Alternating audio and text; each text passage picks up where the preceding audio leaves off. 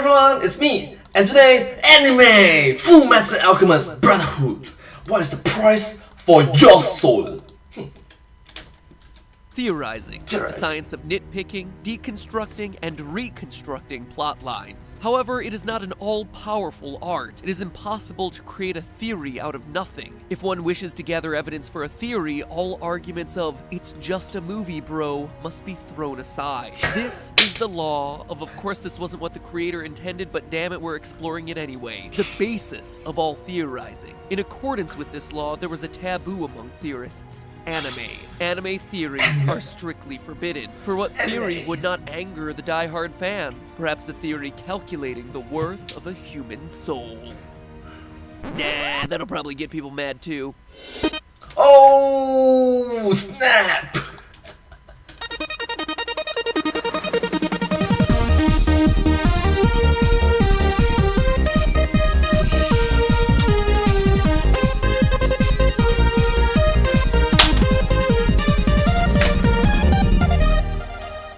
Internet, welcome to Film Theory.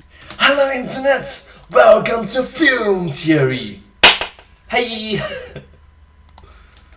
The only show on YouTube that can ruin your childhood faster than a botched attempt at bringing your dead mother back to life. You know, it's been a while since we last talked about Fullmetal Alchemist, and a lot has changed in the world of anime since we corrected Ed and Al's biochemistry homework. A brand new season of Attack on Titan has come and gone. Shingeki no Kyojin. My Hero Academia has stolen our hearts, and Boku no Hero. Naruto has a kid now, apparently. Man, life moves. Boruto! I mean, one moment you're in school, wearing a metal headband, making hand signs, and running around with your hands behind your back, even though, scientifically speaking, the drag that creates would only make you slower. And the next, your old buddy Naruto is a dad. Makes you feel kinda old, doesn't it? Makes you kinda worry about the inevitability of death. Well, it's that kind of existential crisis that makes a guy want to pursue immortality. And or you can be like, okay, anime reference, or you can be like Orochimaru, but that's reincarnation. Reincarnation. Or Madara. Anime has plenty of potential solutions. Vampirism, wishing on the Dragon Balls, but it's Fullmetal Alchemist Brotherhood, the 2009 reboot of Fullmetal Alchemist that more closely follows the story of the original comics, that has the solution to immortality that I want to explore today. Ladies and gentlemen of the internet, strap yourselves in, because today it is my goal to calculate the strength of a human soul. And be warned, because there are some pretty intense spoilers for FMA Brotherhood up ahead. Spoilers ahead, but having said that, from my recommendations, from my experience, do remember to watch Fullmetal Alchemist. They are just amazing.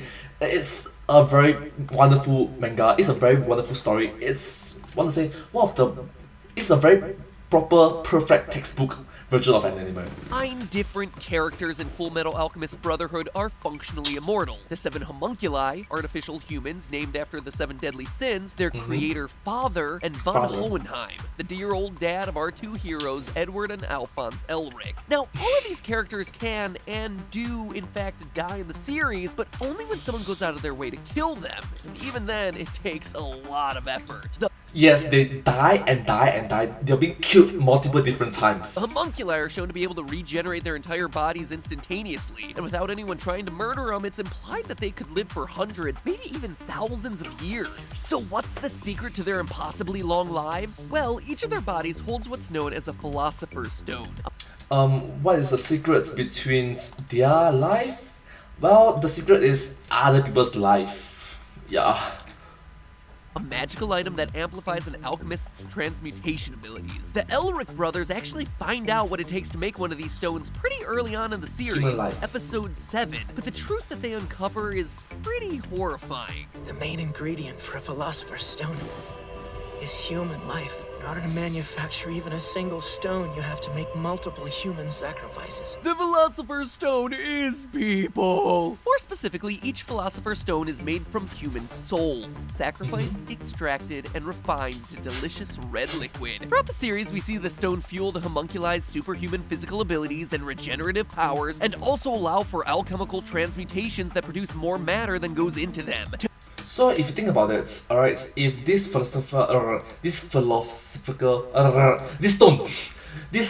have 5 souls, it have the power of 5 souls, it's amazing. How about this stone have 20 souls? How about 50 souls, 100 souls, 1000 souls, the entire souls of an entire country? How about that?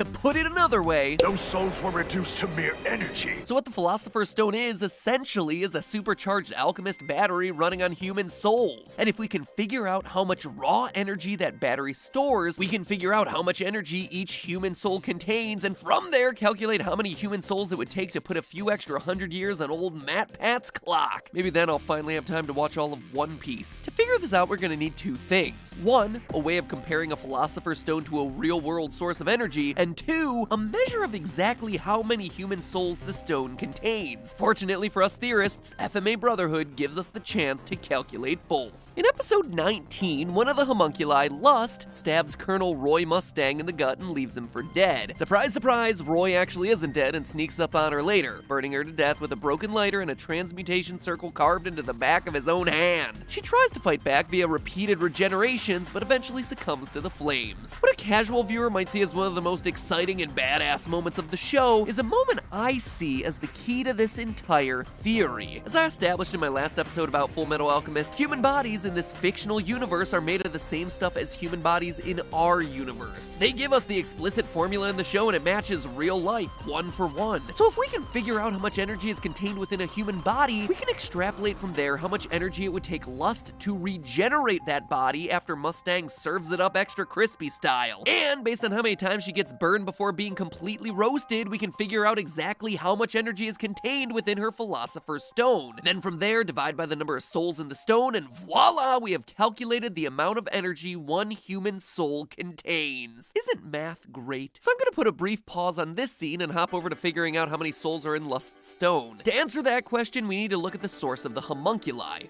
Father. A man who looks suspiciously like the Elric's own father, von Hohenheim. The reason for that resemblance, as we learn from the flashback in episode 40, is Spoiler! that Father was originally a homunculus made from Hohenheim's blood back in Xerxes. Xerxes is a legendary kingdom whose population died mysteriously in a single night 400 years before the start of the series. And that little incident happened because Father decided to transmute the entire country's population to make 2 Philosopher's Stones, one for himself and one to von Hohenheim to repay him for giving him life. And jeez, does that ever make me feel self-conscious about my thank you gifts. I mean, cards? Flowers? Apparently, if I really loved my mom, I'd get her immortality at the hands of countless screaming, tortured souls of a dead civilization. Immortality, the gift that keeps on giving. Literally. Well, I might have spoken too soon. Countless isn't the right word here. I mean, I was worried that I'd have to make estimates based on historical precedents and census data and the few images that we had of the nation of Xerxes, but the anime actually did all the counting for me. It took time,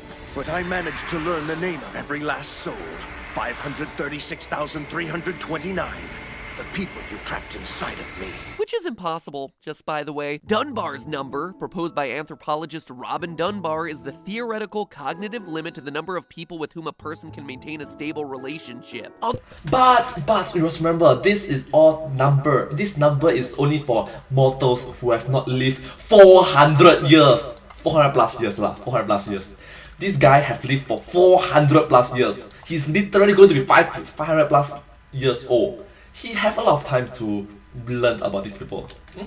Other anthropologists have pegged this average number to be around 300 based on different factors, but regardless of how many it is a far cry from 536,000 people.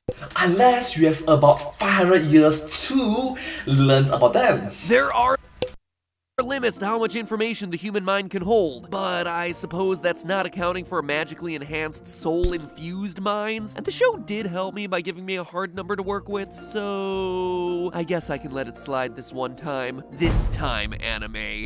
Thank you so much. This time. Anyway, as Father himself declares in the aftermath of the transmutation, The voices of all the people in this country who were offered in exchange for your immortality. Well, half of their lives were for me, actually. which clearly tells us that exactly the same number of souls are trapped inside Father as are trapped inside Hohenheim. Now, we know by watching the anime that Father created the 7 homunculi by extracting the 7 deadly sins from each of those 500,000 plus souls contained within him. It was all part of a big effort to purge himself of all his negative desires and emotions, but obviously he still has a lot of those souls left inside. I mean, after all, he's using his own souls to fuel the alchemy of every person in the country, and he's shown to be much more powerful than any of his children. If Father purged himself of all those souls' vices, that would obviously leave their virtues. Going by the same biblical principles, just like there are 7 deadly sins, pride, envy, gluttony, lust, wrath, greed, and sloth, they're contrasted against the 7 heavenly virtues: faith, hope, charity, fortitude, justice, temperance, and prudence. Not nearly as fun or as exciting. Now, obviously every person is gonna have a different amount of each of those traits, but with a large enough sample size, and I'd say 500,000 is certainly a large enough size, they're 500,000 is a pretty big sample size. likely to all even out at the end. So we can assume that Father's stone is divided 14 ways across 7 sins and 7 virtues. And with Father keeping the virtues, he has 50% of the total souls. That means each homunculus contains exactly 1/14 of the souls that Father started with. Clearly, this guy was a bit smarter than Voldemort when it came to dividing up his soul into 7 vessels. As such, we can conclude that Lust's Philosopher's Stone contains about 1/14 of those 536,329 souls, or about 38,309.2. Now back. 0.2. I mean, seriously, 0.2. Like, really? To the scene where she dies. We can count that Mustang lit her on fire 9 times before she completely turns to ash. So that means each explosion is burning through 38,309 divided by 9, or roughly 4,256 souls with each blast. But now how do we get to the energy contained in each of those souls? Well, the answer lies in how she regenerates. At first glance, you might assume that the homunculi operate like Cell from Dragon Ball Z, who, true to his name, can regenerate his entire body from a single cell through replication. But that would make some amount of sense. The energy in the Philosopher's Stone could be used as fuel for rapid cell growth, but it's not consistent with the other ways that we see the stones used throughout the series. Time and time again, we see Philosopher's Stones used by alchemists to add mass to objects, and even change their very nature, turning things like wood into stone or flowers into crystals. Or you can, like for example, what Father did, create a sun. A sun. New matter just can't come out of nowhere. That would violate the laws of physics. Or in Fullmetal Alchemist language, it would violate the law of equivalent exchange. To obtain, something of equal value must be lost. So what must be happening here is that the energy inside of the stone is being converted directly into physical matter, in accordance with Einstein's theory of mass energy equivalence. Now, E=mc². Yeah. if you're not familiar with the most famous scientist ever, well then hey, welcome. You must be new to the Theorist family because I talk about this guy a lot. Welcome. If you're here, please remember to subscribe to my channel. Thank you so much.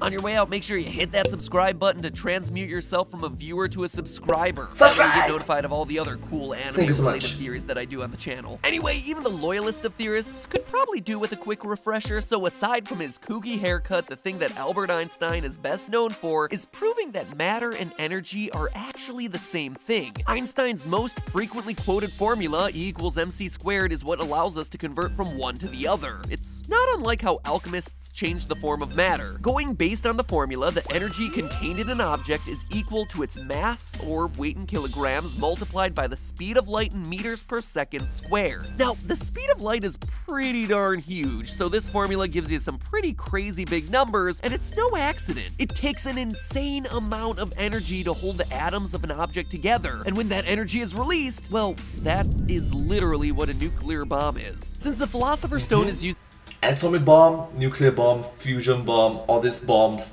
Boom. using alchemy to rebuild Lust's body out of pure soul energy. Figuring out how much she expends to regenerate is as simple as plugging half her weight into the formula. I say half since only part of her body is getting burned with each of Mustang's blasts. That leaves us to calculate her weight, which honestly is pretty easy to piece together. Lust doesn't have an official weight, but her official height, according to manga charts, is 5 feet 7 inches. An average healthy weight for a woman that size with a medium frame is 140 pounds or 63 kilograms. And Lust looks, she looks healthy to me. So we'll go with that for our estimate.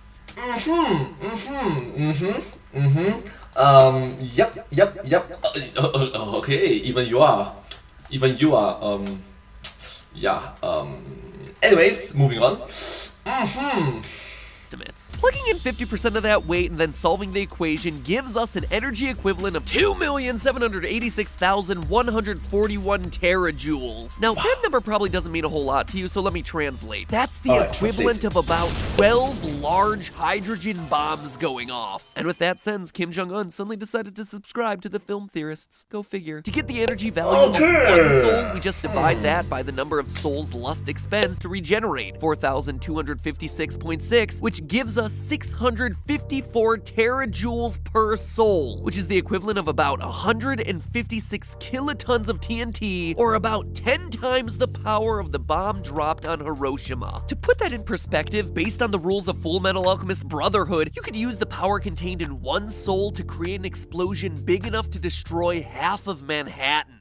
One soul. So in retrospect, I guess I was a little bit off in my last theory. In addition to all the component elements of a human body they were missing, the Elric brothers were apparently short a few pounds of uranium in their transmutation circle, which, if you think about it, would have cost them an arm and a leg anyway. You get it? Because Edward is missing an arm and a leg. What's that supposed to mean? Not sure if you notice, right? That is the meaning of 真心, means sincerity. I'm sincere about it. Shit, it's just an expression. There's no need to get short with me. Damn it, I told you before! Don't call me short!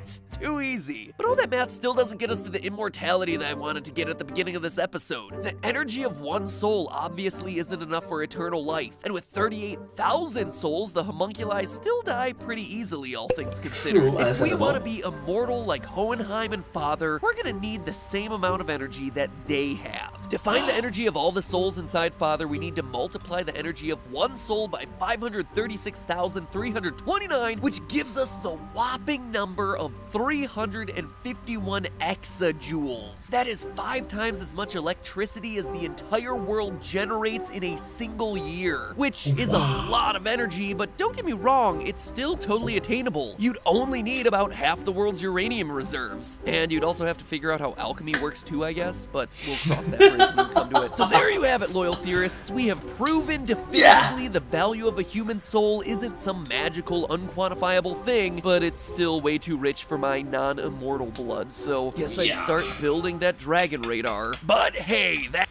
Dragon Balls! just a theory. A film theory. And cut.